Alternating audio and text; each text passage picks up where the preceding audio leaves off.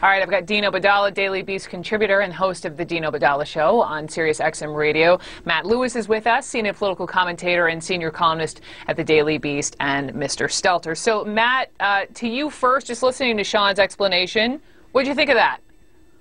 It doesn't make sense to me.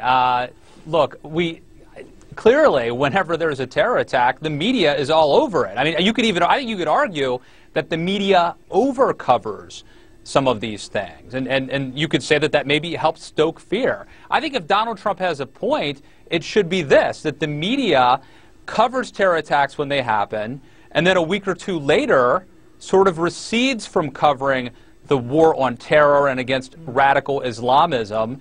And I think Donald Trump could say, look, this is how we prevent the next attack, is by doing the extreme vetting, by having a pause on these 7 countries. But to say that the media doesn't cover some of these attacks is patently false. Yeah.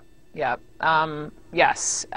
So that's your point. Dean, you wrote about this in the Daily Beast, and you called out the hypocrisy and the president's criticism for the very same reason, but you say it's inaccurate. You talk about the Christian on Muslim attacks that you say don't receive adequate coverage. Let me just quote you. Trump and Conway's lies are especially despicable, and that they create an even more toxic anti-Muslim climate by making my fellow Americans believe there were more terrorist attacks by Muslims than truly exist. Explain. Sure. First of all, Donald Trump is right on one level, oddly enough. There is not enough coverage of certain terror attacks in this country, or terror plots, but not the ones that have carried out by Muslims. It's one carried out by white supremacists or people who have a twisted view of Christianity. I don't call them radical Christians. They're not. They don't understand what Christianity is about. But on the very day Donald Trump's talking about this issue, a trial began in Tennessee in federal court. A man named Robert Darkett is on trial. For what? For plotting to kill Muslims in upstate New York with explosives, with a machete to cut them to shreds, and with different weapons, firearms. It gets almost no coverage. A week ago, we had a terror attack in Quebec. Justin Trudeau, the Prime Minister of Canada, called it a terror attack. We didn't have U.S. media go up there. Why? I'm going to be cynical, because it was Muslims being killed. That's part of the problem. We have 6 Muslims killed by a man who hated immigrants, who liked Donald Trump online, walked into a mosque, opened fire, killed 6 Muslims. If a Muslim had killed 6 Christians in a church there, you would have Donald Trump talking about it. You'd have more media coverage. And the list goes on of white supremacists plotting to kill Muslims in this country. And I really wish the media would cover it, because our lives matter, and it's important for this country that we feel that as well. We're in a dark time for our community right now. Stelter, were you nodding? Well, there was some coverage of what happened in Quebec, but Dean, I think you are onto something when you say if the roles have been reversed in some tragic way, in some sick way, that it would be different, that it would get more attention.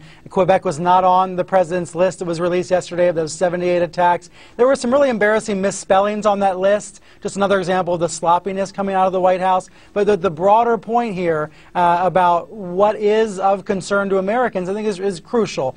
Yes, there are extremists from many different directions, white extremists and Muslim extremists and others. If you were to look at the data, the numbers are very small when it comes to Americans killed by terrorists of any kind. But there is a greater threat from Muslim extremists than there is from Christian extremists, or whatever term you would say, Dean. So I do take a quibble with that part. I just wonder why the White House is putting out, this list. What are they trying to do? Are they trying to put something out there so that we, talk about it and really bring it into the bloodstream as we are now? Matt, what do you think?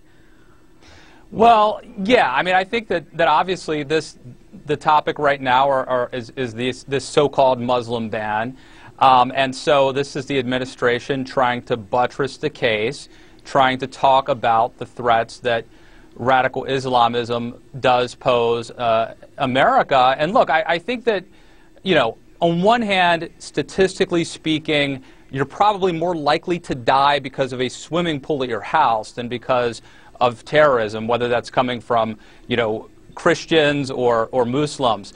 On the other hand, I would say that part of the job of being a president, being the commander-in-chief, is to anticipate future attacks. And I think that the real danger isn't the lone wolf guy with the machete, as horrible and as horrific as that is.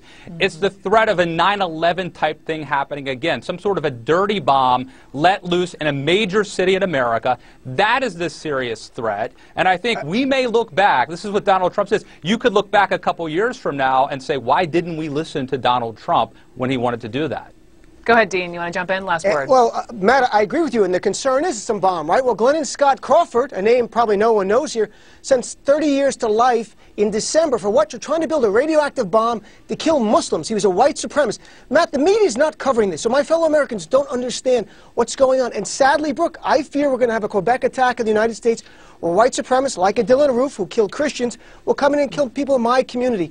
And it's incumbent, and I plead for the media, to cover these with the same zeal and gusto to make it clear the only threat against our country is not just from Muslims. There is a threat of ISIS. White supremacists are out there plotting to kill me and my family and my community. And I'd like the media to be on our side as well, to fight against this. You make a valid point, and I hope you are 100% wrong on any future attacks. Me too. Matt and Dean and Brian, thank you all. Thank you. Thank you. Coming up next, President Trump says he's pretty sure former President Obama likes him. The interesting logic behind that comment coming up.